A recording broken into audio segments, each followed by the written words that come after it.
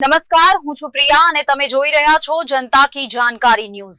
નજર કરીએ આજના સમાચાર ઉપર। પાટણમાં ખનીજ માફિયાઓ પર તંત્રની કાર્યવાહી।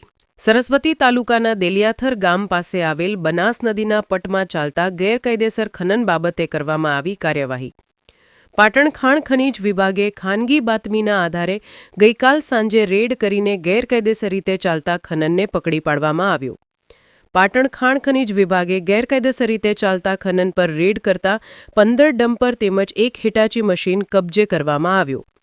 પાટણ ખાણ ખનીજ વિભાગે 6 કરોડથી વધારેનો મુદ્દામાલ પકડીને સરસ્વતી તાલુકાના વાયડ ગામ ખાતે આવેલ સરકારી જગ્યામાં તપાસ અર્થે રાખવામાં આવ્યો।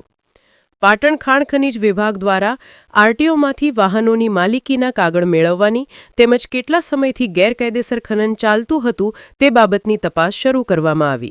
રિપોર્ટ અનિલ રામાનુજ, રાધનપુર।